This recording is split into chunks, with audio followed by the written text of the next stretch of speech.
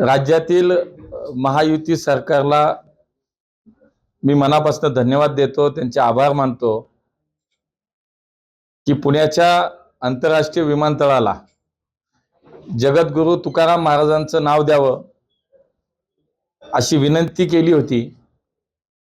माननीय मुख्यमंत्री एकनाथजी शिंदे साहेब, माननीय उपमुख्यमंत्री देवेंद्रजी फडणवीस साहेब, माननीय उपमुख्यमंत्री अजितदादा या तिघांना प्रत्यक्ष भेटून या पुण्याचा एक लोकप्रतिनिधी म्हणून अनेक वर्षाची मागणी जी लोगावकरांची होती ती मी त्यांच्यापर्यंत पोहोचवली आणि मी त्या तिघांनाही विनंती केली होती की संत तुकाराम महाराजांचं आजोळ हे लोगाव होतं, त्यांचं लहानपण हे लोगावमध्ये गेलं।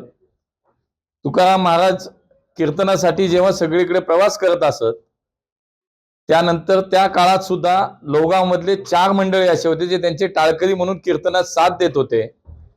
आणि अशा प्रकारे जगद्गुरू तुकाराम महाराजांचं लोगावचं आणि पुण्याचं एक वेगळं नातं होतं। आणि म्हणून अनेक वर्षांची मागणी होती की पुण्याच्या विमानतळाला, म्हणजे ज्या विमानतळासाठी लोगावकरांच्या जमिनी गेल्या, त्यांनी स्वतःच्या जमिनी लोगावचं विमानतळ व्हावं म्हणून दिल्यात, अशा लोगावकरांच्या आणि समस्त वारकरी संप्रदायाची सुद्धा ही मागणी होती की या विमानतळाला तुकाराम महाराजांचं नाव द्यावं। आणि म्हणून आज राज्य सरकारच्या मंत्रिमंडळाच्या बैठकीमध्ये याला मान्यता देण्यात आली। 2 दिवसापूर्वीच माननीय देवेंद्रजी पुण्यामध्ये आले होते आणि त्यांना या विषयाची माहिती होती, कारण त्यांना ज्यावेळेस मी भेटलो त्यावेळेस तिघांनी सकारात्मक प्रतिसाद दिला होता।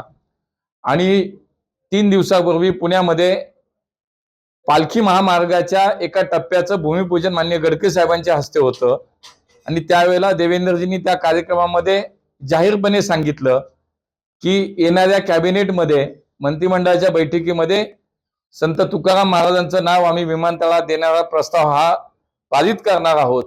आणि आज खऱ्या अर्थानं तो शब्द देवेंद्रजींनी पाळला, तो शब्द माननीय एकनाथजी शिंदे साहेब अजितदादांनी पाळला। आणि म्हणून समस्त पुणेकरांच्या वतीनं, वारकरी संप्रदायाच्या वतीनं मी महाराष्ट्र सरकारला, महायुतीच्या या सरकारला मनापासून धन्यवाद देतो। संत तुकाराम महाराजांच्या स्मृती जतन करण्यासाठी त्यांची एक आठवण, शेवटी ही संतांची भूमी आहे, महाराष्ट्र ही संतांची भूमी आहे, त्यात पुण्यामध्ये संत माऊली आणि संत तुकाराम महाराज यांची ही संतांची भूमी आहे। आणि म्हणून मला विशेष आनंद वाटतो, विशेष समाधान याचं वाटतं की आज या आंतरराष्ट्रीय विमानतळाला तुकाराम महाराजांचं नाव देण्याचा निर्णय राज्य सरकारने ठराव केला, तो पास केला। मी त्यांना पुन्हा एकदा मनापासून त्यांचं अभिनंदन करतो। माननीय एकनाथजी शिंदे साहेब, माननीय अजितदादा, माननीय देवेंद्रजी या तिघांनाही मनापासून धन्यवाद देतो, त्यांचं अभिनंदन करतो।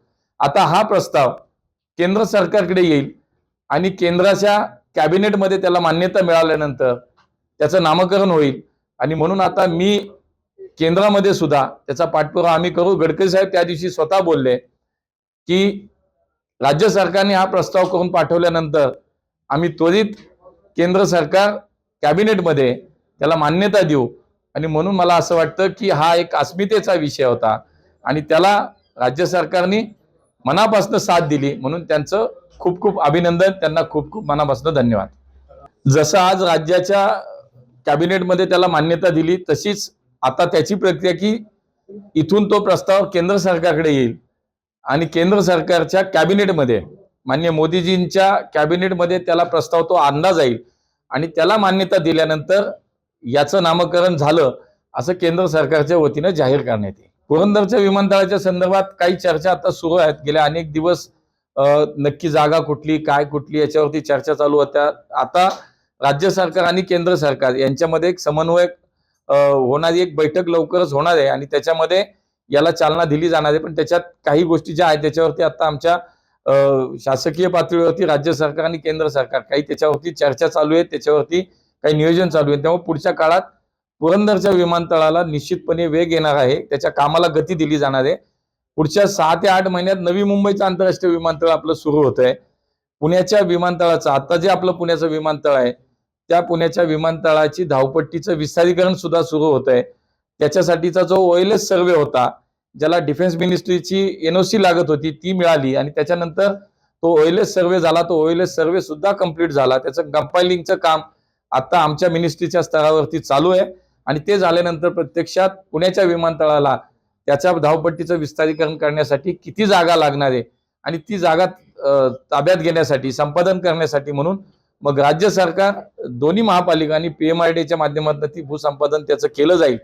एकूण या सगळ्यामध्ये जी जागा आपल्याला आता OLS सर्वेमध्ये समोर येईल की किती जागा आपल्याला लागतीये आणि त्यानंतर कारण देशामध्ये कुठेही विमानतळ करायचं असेल तर जागा ही केंद्र सरकार किंवा कुठली मिनिस्ट्री काही करते, ती राज्य सरकारलाच द्यावी लागते.